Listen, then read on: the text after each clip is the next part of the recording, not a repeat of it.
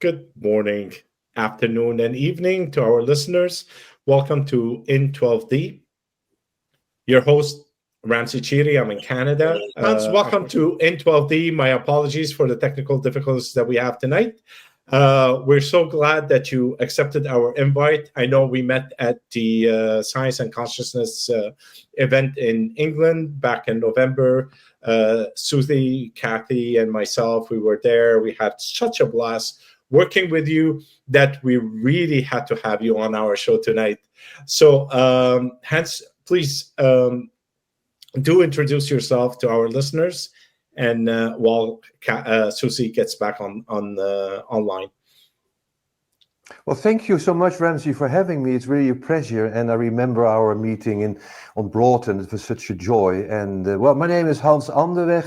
I'm here living in Germany, in north of the Ruhr area. I'm Dutch, so my home country is only 1 hour away. I'm founder of Center for ECOintention, which brings good energy flow to nature and companies, in fact, globally. And we also offer a vocational training to learn this wonderful practice so you can become an ECOintention practitioner when you finished. And we have lots of people applying this also all over the world. And what we try to do is really to find this practical combination of old wisdom and modern science. And to my astonishment, it's all possible and to make this work. And we're doing this now for about 30 years. We just had a little techie issue there, but I'm so delighted to be here with Hans and Ramsey as well, who I'm sure you just heard we met at the Science and Consciousness Conference in England. And Hans, you're an energetic healer, an author, co-founder of the Center of ECOintention with a background in science and biology, I guess. And I just love, from what I've learned over the last couple of months listening to you and reading about your work, how you seem to blend ancient wisdom with modern science. So you're very welcome. And we'd love to hear about your story, how you got from living an ordinary life, I guess. I know you were really into playing the guitar. You told us that. And how did you get from being the guy with the guitar to living this rather extraordinary life? Well, to be honest, I think each life is extraordinary, and I think we're all special. Although for many people, their own life doesn't look special. When we look at it, there are always those special things. And I just, try to find a path. And when I was a kid, I had this, perhaps I was clairvoyant, I don't know, but my parents always said, well, there are no ghosts, no things, no nothing. So I started to deny it, but always was interested in spirituality and in music. And my dream was to be a musician, being songwriter. And, at the time of the Beatles, Simon and Garfunkel and all this stuff. So I learned to play the songs and playing this. And I went to school, but it was always difficult to learn because it didn't match with what I felt. And in the end, I still went to study biology, and it was more a way to get away from home, to be honest, and to live.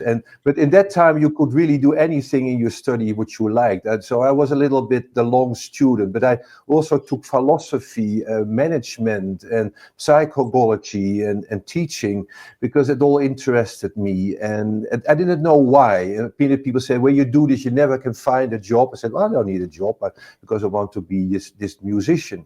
And then, I finished finally my study, and it was in 1989. At that time, I was a researcher in organic agriculture, so I found a little bit a job doing what I learned, and I also like to be in organics, the alternative, and biological dynamic agriculture based on Rudolf Steiner's work, which also started to read those days. And there I came on this path of the energetic healing. That was the Institute for Resonance Therapy, which in fact was not that far away where I'm living now. And I worked there till 1997. And there we started with the resonance therapy. And I think this is one of the words you have in your title.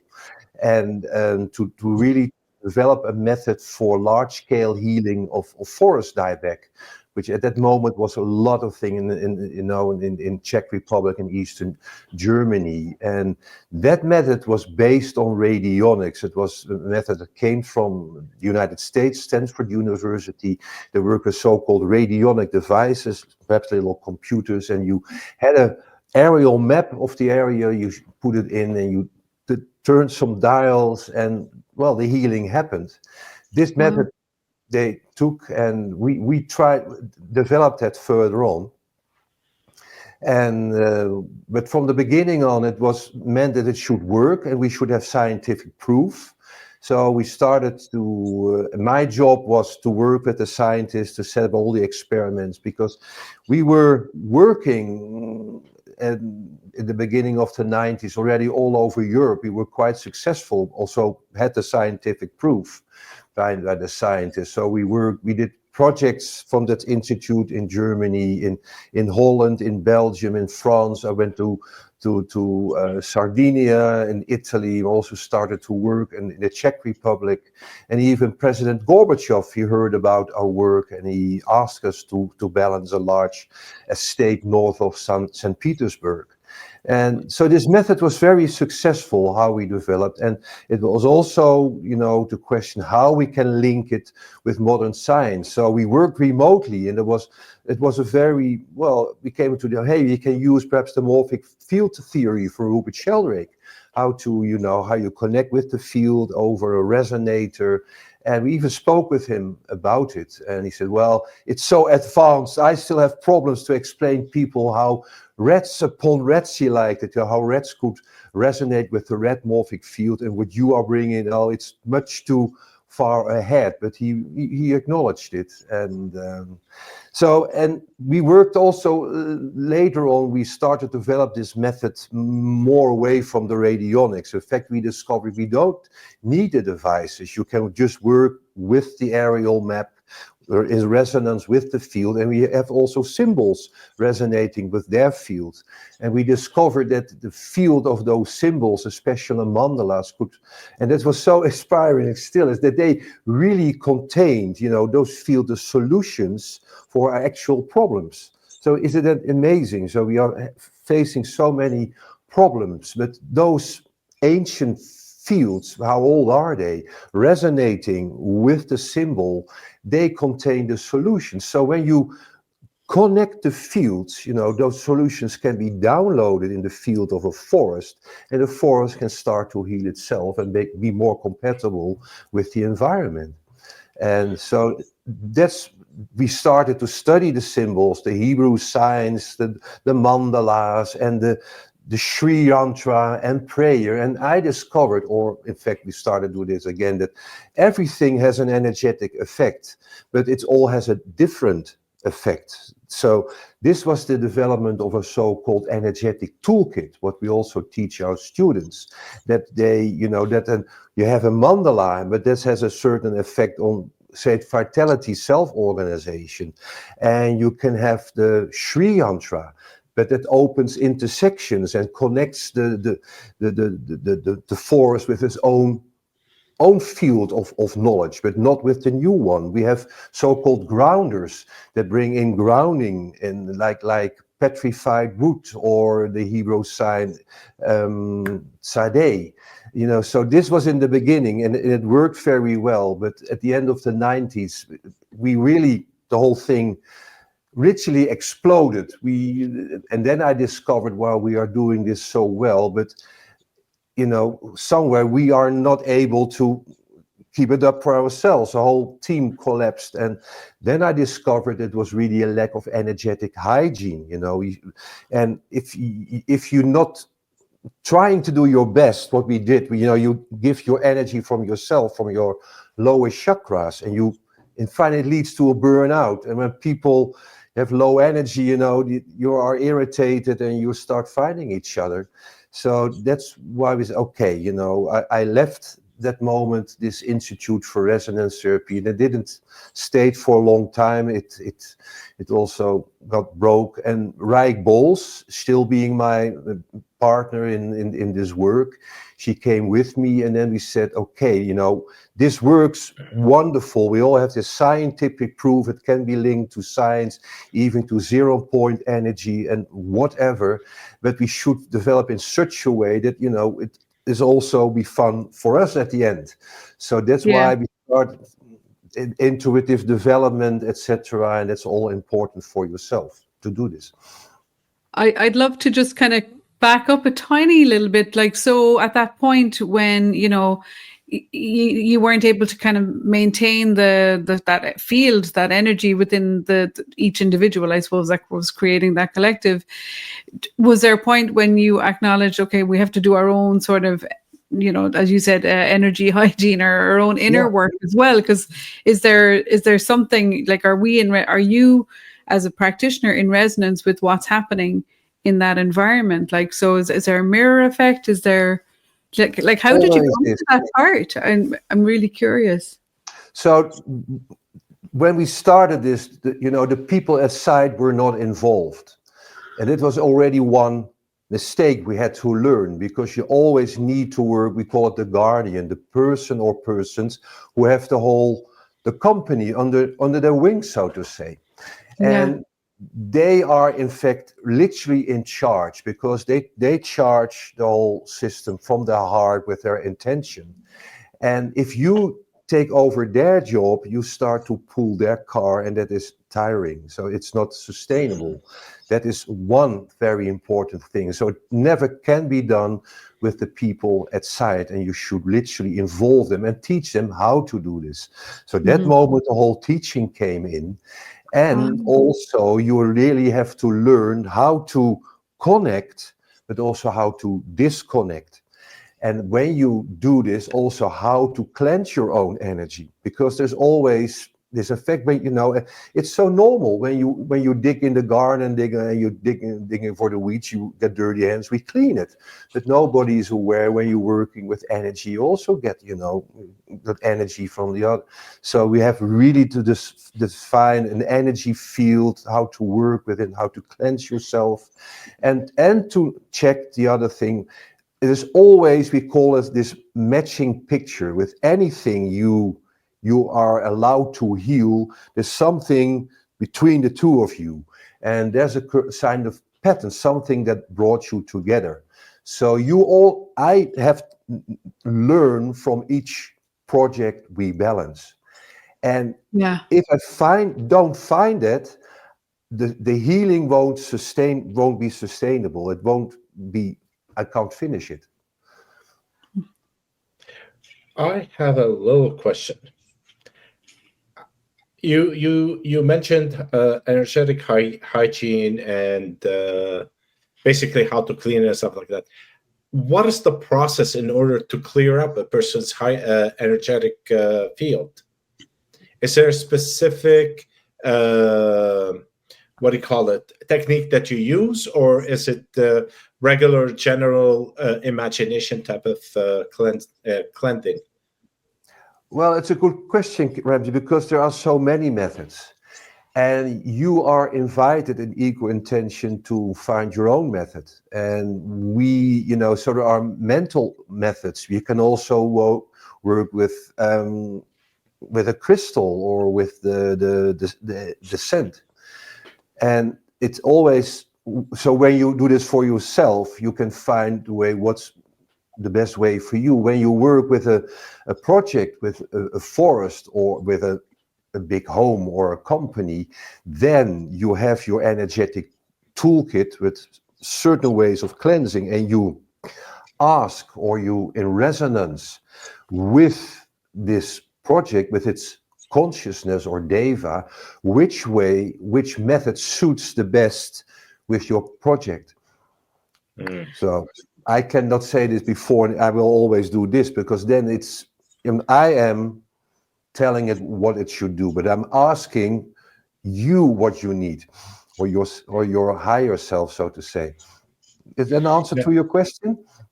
Yes, it does. Because I know a lot of people have or prefer a certain technique, and to move in with it. I'm more of a free flow type of a person, depending on what comes in and how it comes. And I kind of use that to move forward with whatever I'm doing. And your answer basically fits in with my model of cleansing the energy. Thank you. I'm curious. Can I ask a question there? Because I did a lot of training in like pranic healing, and so it's about kind of being able to scan energy, using your hands again. What are the ways that you're measuring the energy that you're working with? Because you're working remotely as well, from what I understand.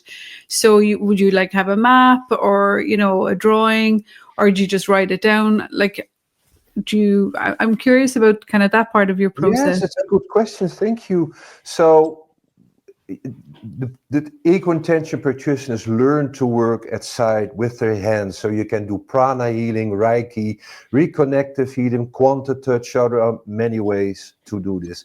They also learn to read energy. So you can really scan energy with your hands, like or with your energy, but in such a way that we can check upon each other. So when you go to a site and you come back to the story, it should be communicated in such a way that I can follow you and also come to the same perception or something else. Therefore, we also do dowsing. We develop certain scales with like the Bovie scale, and we douse the amount of grounding, the amount of life energy in a system. So the practitioners really do tests, and also need to do, because we are a recognized training, so they do this test together, and so that we can check upon each other. And that is at site. We have certain, control points where we check if the energy which we send remotely literally arrives at site and comes down. And when we are remote, we use this map or another kind of photograph, and you place this in an energy field, and then when there are two practitioners, they make a heart connection to be completely neutral. One can do the test, so he or she connects by the map with the field, and then can douse, the Bovie number or other parameters, and the one being connected can check. It's if you are listening to the phone call and you're listening what the other one is discussing, and if the one sensing, also writing it down, doesn't agree, they do it together. So it's always the check upon check, and we call this intersubjectivity. It's based on this intersubjectivity. Okay. So is that how you gathered the data then from your scientific background? Like, is there sort of a, I don't know, like a spreadsheet or something that you're inputting information and you're kind of building up a picture energetically? Like, does that then form a graph or? Yeah, good. Yes, we really, so because the balancing, when you're working with such huge areas, which we do of 10,000 hectares or 100,000, even larger, and it's it takes longer. It's not like the magic wand and there I go. It takes a year to really make it coherent and to make it work. Also, that the goals of the guardian, they realize, they manifest themselves. So you need a year, and there we keep track on the energetic development of the project by the readings we do, and there are certain target levels. We found by the word that it should be about 8,000 bovies and so much percentage of grounding. Then we say now it's stable, but you see the development over the year, and this is one way to keep track with the energetic development, and also such a way when one of us gets sick, the other one can take over any moment, but also to have your conversations with the guardian, because when you have this energetic development, it enables you to predict changes in the system. So when I'm working, in the corporate where we also work, we can show them that for certain changes in the company you are working with, for instance, you have to wait 2 weeks longer because then the energetic climate is much more favorable than the moment you intend to do. Wow. It's amazing how you can kind of apply the technique to so many different kind of environments, like corporate or leadership or, forestry, agriculture. And I suppose the other part that I'm trying to really understand it is, so you're tracking it over a set period of time. And then when you complete, like, so you've reached, I suppose, a level of coherence that you're aiming for, and then you move on maybe to the next project the following year. Is there sort of a maintenance, or is there what happens when you leave? Does it go back, or does it go?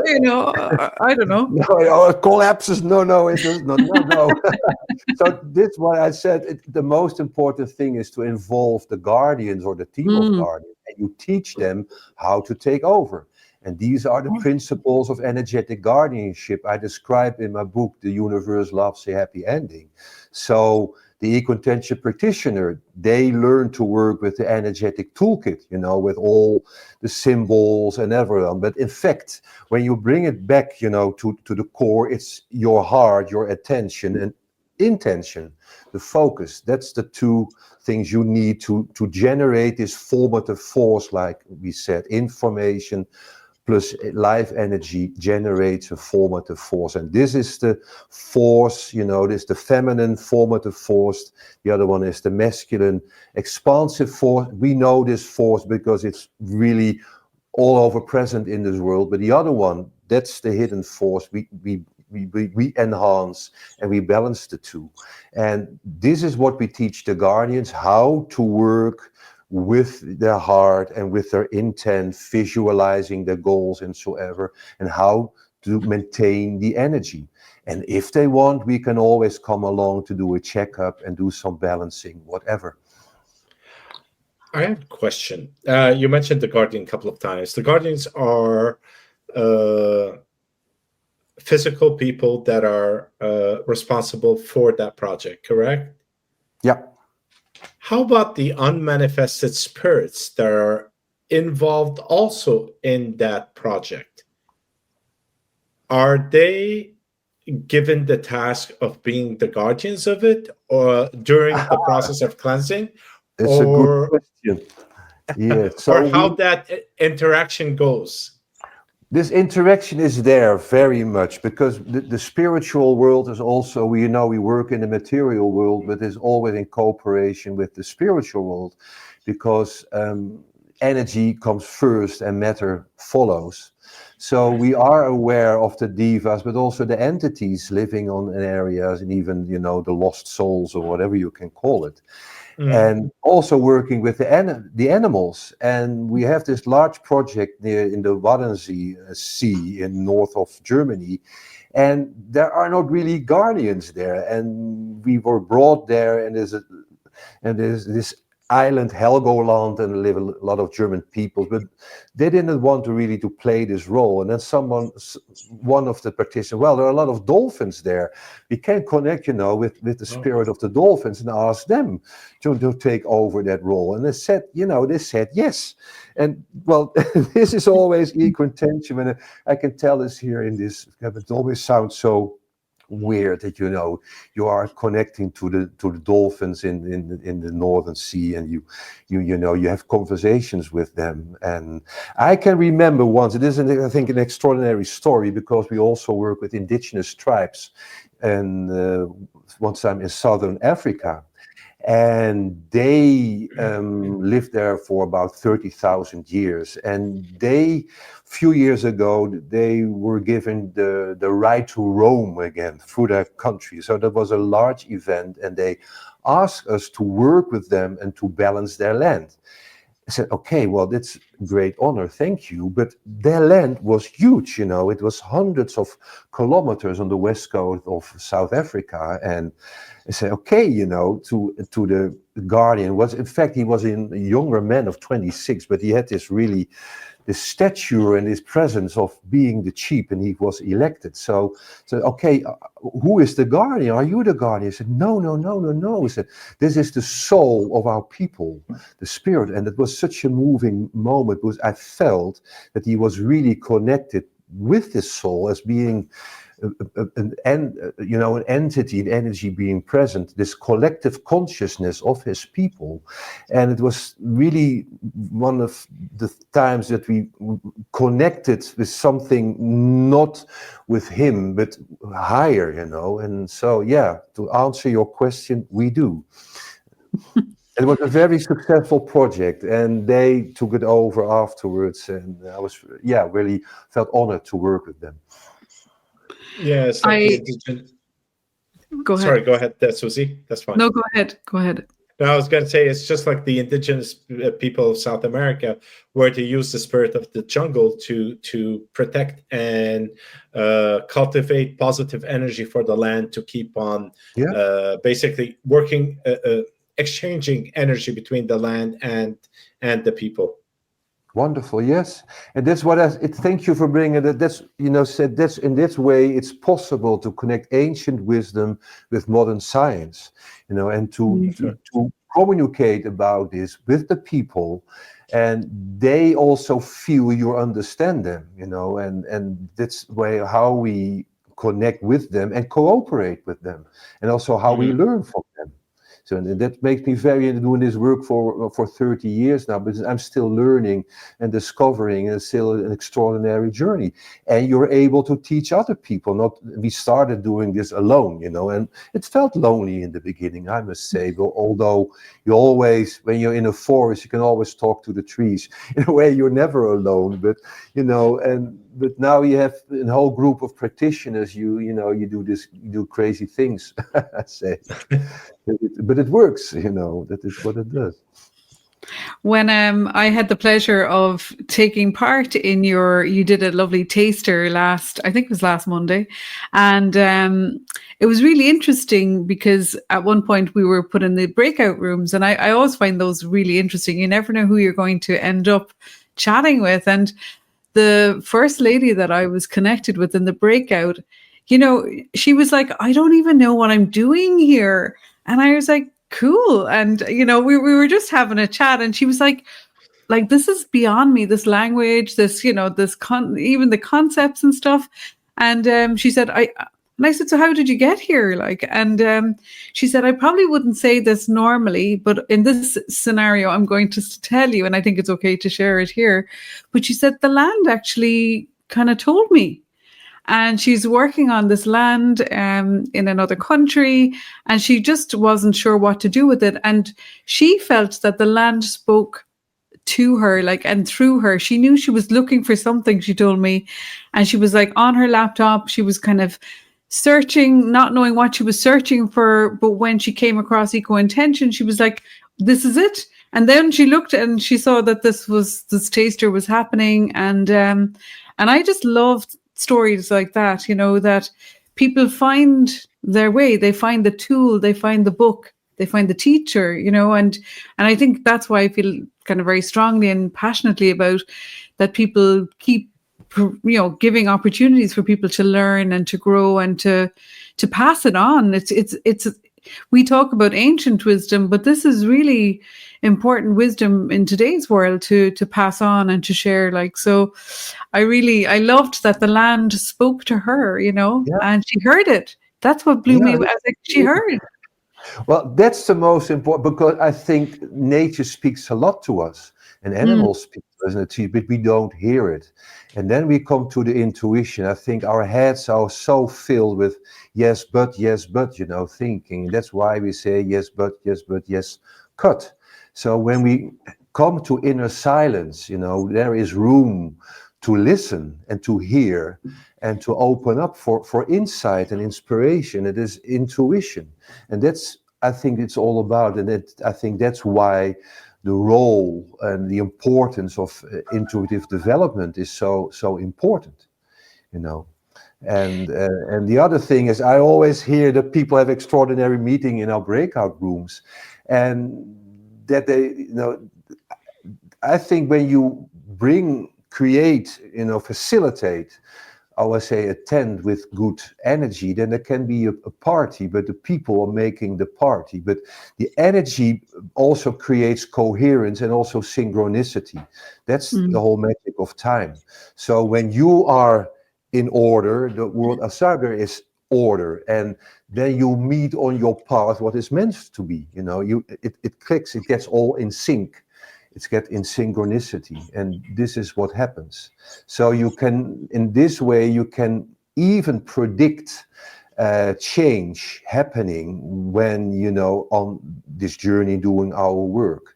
You can feel and sense when the energy is coherent, and this synchronicity will happen, and things. So, you know, but normal in the quantum field, it's 50-50, and it's a matter of chance. And people say, well, I can't affect chance. But the thing is, you can do this by creating a coherent environment or a coherent time-space holon, like we say. And with ECOintention, we can affect it from 80 to 20. So that's a lot in the quantum field, yes. So you can go up to 80% of good luck, and still there's 20% of bad luck instead of 50-50, you know. And this is already a lot. And what we this do. is actually amazing. It's phenomenal to move it into 80-20. Is there a tip that you'd like to share with the listeners on how to increase that probability to 80-20? Well, at first, I think it's to connect with your inner world. It's not out there, it's in you. So it really makes sense to say bye-bye. It was we time, and now it's me time, you know. And then it starts connecting with your body and to be grounded. And many people nowadays are not grounded. And it is just surrendering to gravity, you know, to feel that you do your body work and, you know, go out in the forest, breathe good food and be connected in being your body. And then how you do it, it doesn't matter. It can be mindfulness, but how you create inner silence. Yes, but, yes, cut. You know, that's the most important thing. And I think enjoy life. You know, I think we are amazing, and there's a lot to learn. But I think it's such wonderful and great to be on this planet. You know, and to really to enjoy the present moment. And there's so much distraction at the moment. You know, people are working on the telephones, and it's not there, you know, it's here, it's in you. And I grew up without a telephone, without a fax, and, you know, I didn't have that feeling, you know, I was missing something. And when I was missing something, I took my guitar and started singing. I don't know, but yeah, so it always seems to be somewhere else nowadays. Are you still playing your guitar, Hans? Yes, I do. I had a new album out in. Oh, really? Wow! Yeah, it's on Spotify. You can find it even on YouTube. My songs. There's one English. It's a drinking song. My God, my first English song. It's Give Me Rum. I wrote songs for a shanty choir. You know, my brother is doing shanty, the sailor song. So they asked me to write the sing, and they're all drinking the rum. And it's an album. It's called Alles Verandert, Everything Changes. And it has Dutch songs, French, German, and English songs, and it's salsa, big band, and folk, and everything. So I also love to make music and to sing. Do you think that that's the key for you? In particular, like that you have really developed this incredible, you know, love for music and creativity, and you know, just how you can really kind of get into your own kind of harmony, let's say, and then you know, on the other side of the coin is like the science and the you know, the way you kind of map everything out, and you write your books and you do your teacher training and your trainings, and like, you know, from the structure to the kind of harmony, like are they both kind of qualities that have assisted you as you develop and continue to learn, I suppose, and develop this system? Yeah, I thank you. You know, it sounds so much, but it's just being curious. I think that is, that's why I studied biology, because I'm so amazed about life, about nature, and I can go alone and see just a bird and look it in the eye, and there's so much wonder. This is what I want to understand, and I came on this path, and we had this dying forest, and great, you can do something for the trees. And I couldn't sense energies in the beginning at all. So I also learned to do this. And then we all learned, I learned so many things by mistake, learning by doing. And I saw the results, what you can achieve with this work. And that made me very hopeful. And also decided, I'm okay with singing, but they're much better singers and I am better songwriters. And I discovered there's nobody doing this kind of work. So let me do this. And when I can make a living, because I started to work at this Institute for Resonance Therapy, I had an income, and the whole thing, we were collapsed. There was nothing left. We were unemployed. I said, okay, I got to do something to make a living. And I was try to give a course. So it all developed step for step. So the road was the journey of, the road is the goal, they say. And this is what, and it was really hard work. You always see the results, but there's a lot of hard work and perseverance behind it also. And still, the world is changing dramatically at the moment. So, and the mindset of people, and we're still looking, okay, it's the next year,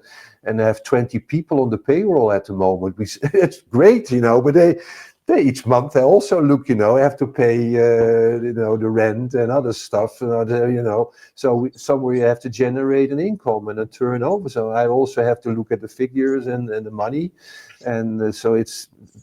But that for me, for being a person not being grounded, not knowing what to do in life, think, oh yeah, you came a long way, and then achieved something. Oh yeah, nice. And now here with you, and yeah, but always say, when you're on your path, it doesn't matter when I think you're also here on the planet to experience, matter, and sometimes it's difficult because it's a part of your learning process. But I think when you're really on your path, there's always this one moment of joy during the day.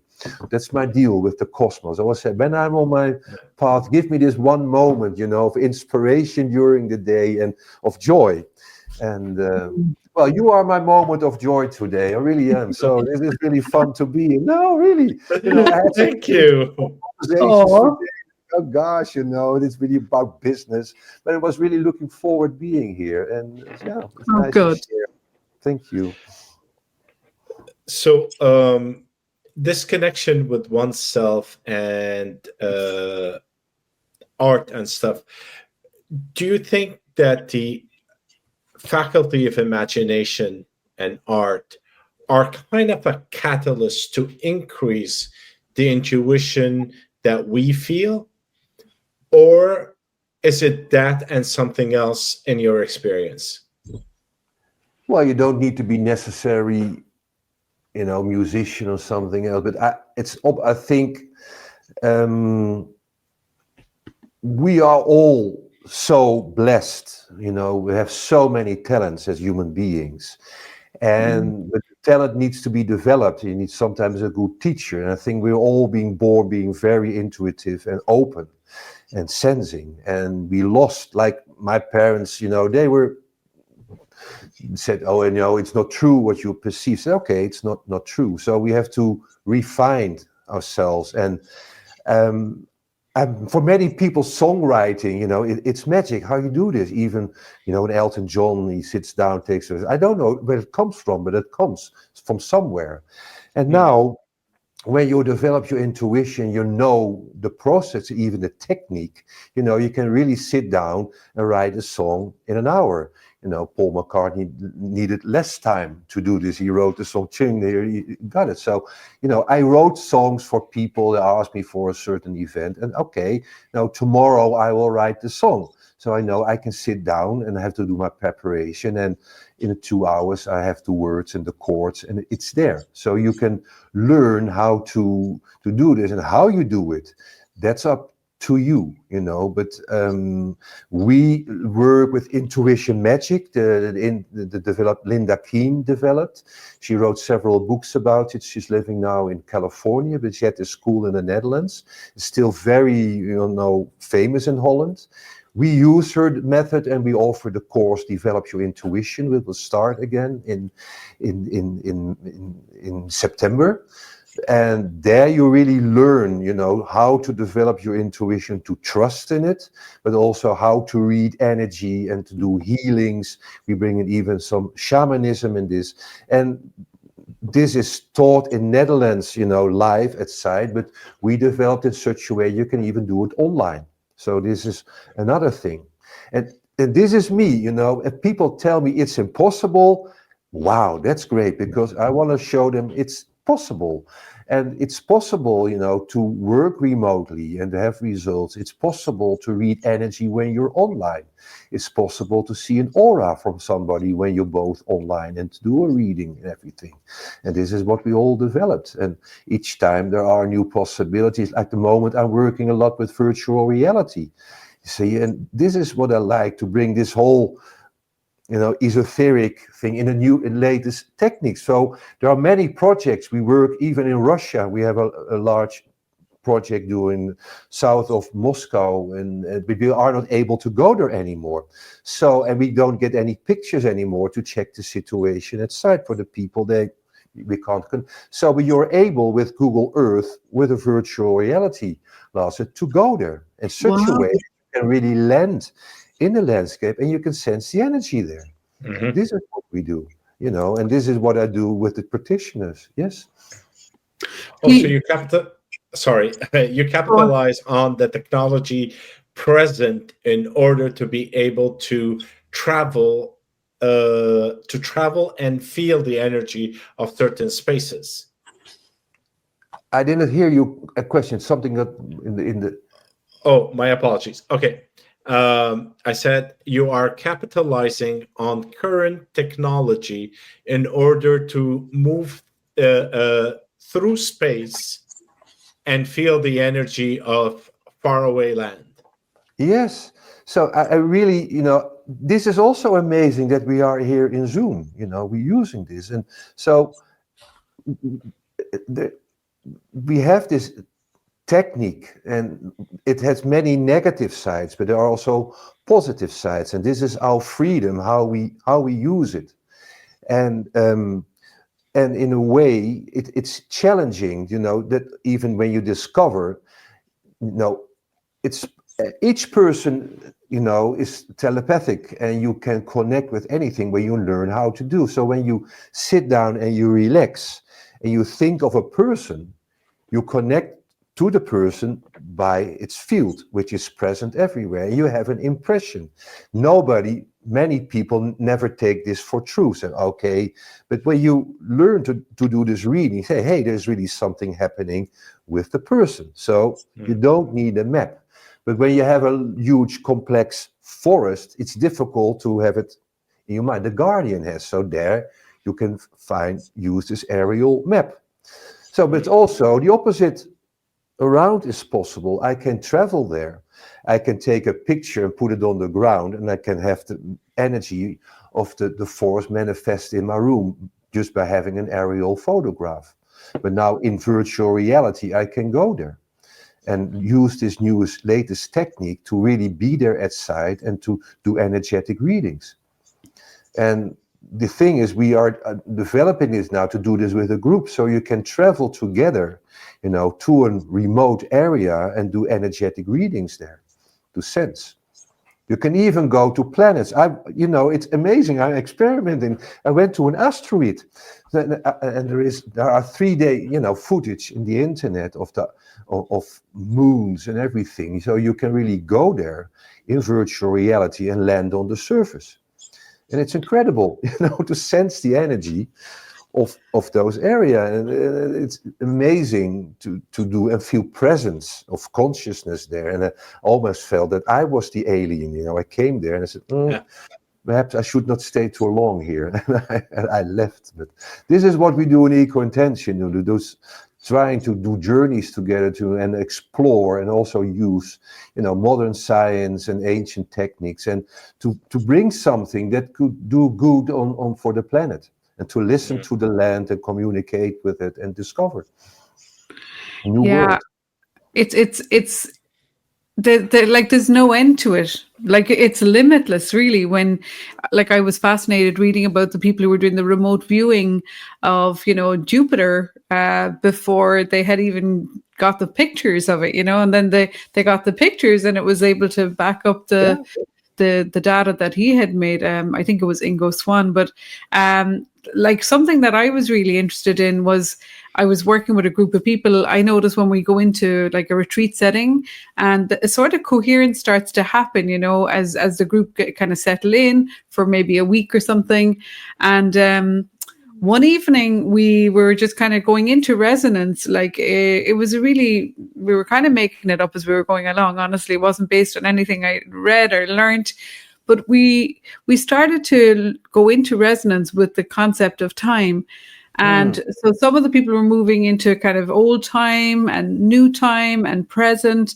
And it was really like there was a lot of information coming through because it was a big enough group, of people. And I really started to play with that myself, because I was thinking, wow, the future maybe is what is actually informing the present on some level. And, I was curious, do you find that with, transcending the linear concept of time, I suppose, kind of into the non-local field or something, that there is no time? And do you think that at times that the future kind of healed aspect is coming back to inform your practitioners in what they're doing? Would that be stretching it a bit far? No, not for me, not for us. No, not at all. Because we work a lot with time, with the time-space continuum, and there is time in I call it the Gaia game we are in, and we need time to do our to have our adventure.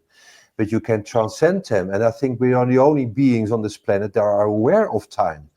Animals are always in the present. They're always, if the power of now, if you just want to study this, look at animals. They don't have intuition; they have instinct. So they follow the field, but we are aware of a past, a present, and a future. So we are already time traveling every day, but we're not aware that we can affect the past and that the future is pulling us. So the past is pushing and the future is pulling us forward. And you can even affirm the future literally by affirmations. You can visualize. So the future is open, from the here and now. That comes to the point, but the farther away, the more possibilities there are there. And you can choose one of the possibilities and really affirm that. When you really hook it, you throw your anchor and you start pulling it towards or you pull yourself into the future. That's the whole principle. But what happens then, that your burden past, your karma, which is behind you, which is also in resonance with your future, that comes in front of you and wants to be transformed before you can reach your final goal. That's the only deal you have with the cosmos. They say, when you're on your path, it's important you get there because it's your learning journey, but you have to clean up all the things on your back, so it's put in front of you. And you can even predict when this is happening. This is what you can do with our work. We also check the burden past, and there are certain moments of transformation, and you see the graph moving upwards, and there is this intersection. Okay, in 2 weeks' time, be prepared. It come upon you. So be alert. There is some bad weather coming up, and you have to go through it. But if you know there's rain coming out, it's helpful you have an umbrella with you. So still your experience in the rain, but it's easier, than you are not close. Well, so we do a lot with time, and it's for me, it's a workable concept, so to say. And time is linear. No, it's a cycle or a loop, how you want to call it. So you can change things in the past, and you can't affect the time in between, but it will affect the present and the future. So you can go back in the past and change things. And I will teach people, to do this. And then there must be some element or aspect of integration, because, if you're shooting all left, right, and center, back and forward, and then you have to really ground it, I guess, in your being, in this moment, in the right here and now. So That's there must be difficult some. thing. There must be some very clear integration work, like, because I do a lot of meditations with people, and like one of the most important parts is when they're coming back out of the experience, to have enough space and time to really integrate it in your body, your mind, your spirit, like on multiple layers of your being. Yes, otherwise you get lost somewhere in the world. Yeah. So that it really starts, saying your own name in the center of your head, like I say, in the dates of today, and also put it in your grounding to really anchor again in the present. And really, when you do this time traveling, which we do, because we can even do balancing, in the future or in the past, whatever. That's a technique we train people in the 4th year. But sometimes we really forget, to disconnect from the future or the past, and parts of their energy is still there, and they forgot to pull it back. So you're quite dizzy, so to say. And this is all you need to learn. To really, and that's why you always work together. It's teamwork. Like I dive, and you always go down with a buddy. You keep an eye on each other, and it's the same with ECOintention. You do this. You check upon each other, and so when you are together and have this heart connection, that brings a lot of safety too, and also presence. Do you want to it's wonderful to talk about this, and this is what I feel. It's amazing because I'm doing this for a longer time, but the world is not. I always hoped it was getting better, but at the moment it's a lot of things going on. But I really feel the interest in people, and you organizing this podcast, and it's much easier to meet people and to talk about these kind of subjects than it was ever before. And that is great. And many people say, well, when I do this, they think I'm crazy. Yes, I always say altogether crazy is normal too. I want to get on to the subject about your book that you're writing at the moment, Angels of Freedom.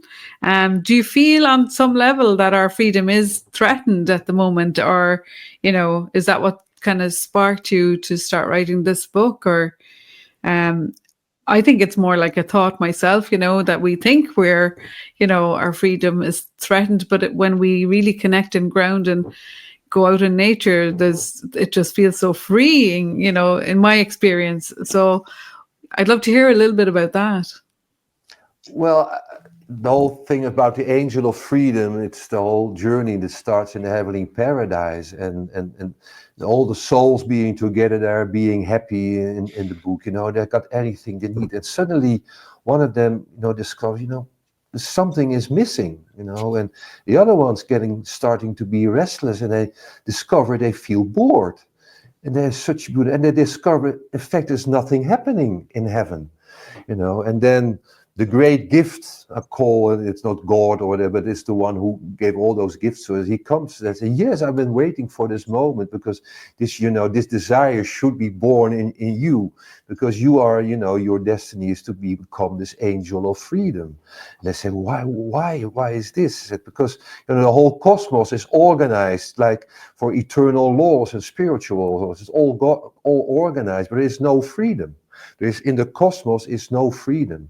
So why is it so important? Because freedom brings something new in the cosmos, in creation, and you are meant to be this angel of freedom. So you are an adventurer, humans, you are pioneers. So go out, and discover all the things, and just, be free. And then they say, well, then we can make many mistakes, things can go wrong. Yeah. They say, I know it can go wrong, but that is meant to be. You should make mistakes because you are forgiven.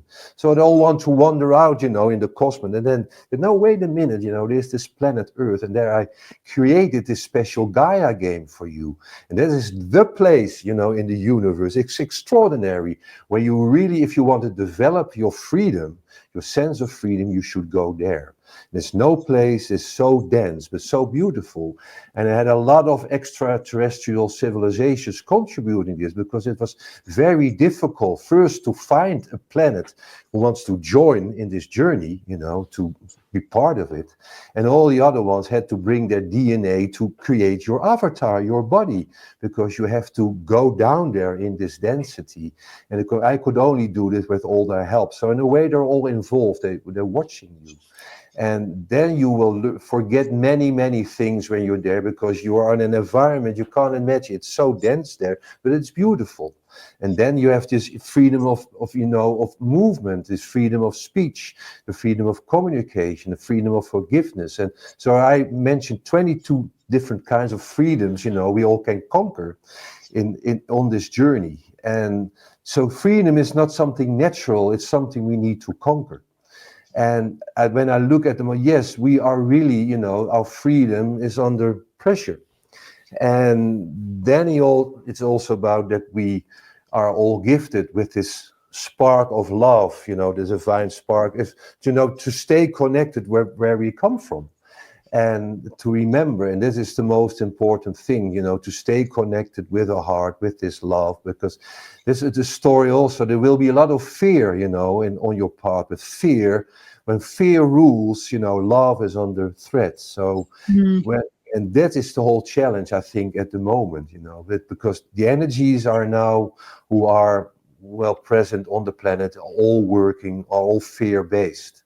So this is when, and when we get into this emotion, and there's also what's been told then in the book, that some of the extraterrestrial groups or races who helped us, they discover, because they are connected to us on this journey. So they are like, in fact, a little bit in the audience, but they perceive what we perceive. And some of them, they discovered that they like this frequency of fear. They nourish themselves with fear. So that's why they want to keep us in this frequency of fear. That's so, and this is what's happening on a higher cosmic level. And, but we, that's it all. We are made to be great. Shine your love light. That is what it's all about. Stay connected with your heart and with your other human beings. Don't be afraid. Wow. When is that due out? Is it nearly complete, or will it be? It's at the publisher, and today I got an email, but that still needs to be published. So it's I have to finish the last chapter. It's about the thing is that we all bring a gift to life. So it's all designed as a wonderful party here, as all-you-can-eat buffet.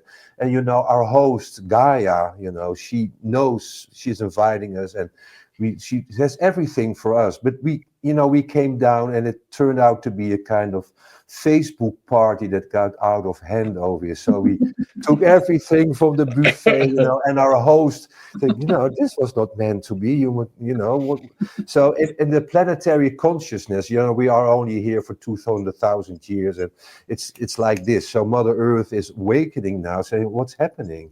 So she now is, what I do, kick them out, organize some planetary catastrophe, or do I give them a last chance to clean up? And then the clue is, that's the final thing, before you go down, you go to a party, you always bring a present. So, so we all brought a present, especially all the, the souls who are now, and there are lots of them. So there are a lot of presents. And we all discover this present, what we hold in our heart. And it's not for ourselves, but it's something for the planet. So when we find this in our hearts and we give it all together, we can save the planet. So that's so you have to find your purpose. But also exercises how you can do it. Yeah. Wow. That I'm really looking forward to that, I'll tell you. And I think this is the gift that you're bringing right now, is mastermind over matter, with ECOintention, your program, which is, I believe it's 8 weeks as far as I know, and it begins on Monday the 31st of March, and it's an online program. And highly recommended. I did the taster, and I was just enthralled by all of it. There was just some little bits, but it's like there was lots of kind of missing links kind of filled in for me personally. Like, so I think Ramsey's put the link in the chat below the live stream here, which is a PDF with more information on that. And I think you can register and read more on ECOintention.com. So from my heart to yours, with lots of love and deep, deep gratitude, Hans. Thank you so much. Thank you. We really appreciate your presence. And I will give you the last word. Go ahead. Well, thank you. I think it's All You Need Is Love, and it's a song by the Beatles, and it's such a great song, you know. And when they sang it the first time, it was the first thing broadcasted worldwide, and it's such beautiful that this message was first worldwide broadcast. And I think when we all, you know, connect with we're all made to be great. I think that's the whole message. In fact, from COVID, that's another story. You can do another time, but I think we are there. And we all made to be great, and we connect with our love light in our hearts. The universe, you know, loves a happy ending, but also Gaia, and we will have it. Well, thank you so much. Really appreciate all the beautiful insight. And of course, for our listener, they can find you on YouTube, ECOintention, Facebook, ECOintention, Instagram, Center for ECOintention. I think, Facebook and Instagram, Center for ECOintention, and the YouTube is at ECOintention. Thank you so much, and looking forward to your book when it's out. I will be the first one to pick it up from the store. Thank you so much for having me, and wish you good luck and much success with your wonderful program. Thank you. Thank you.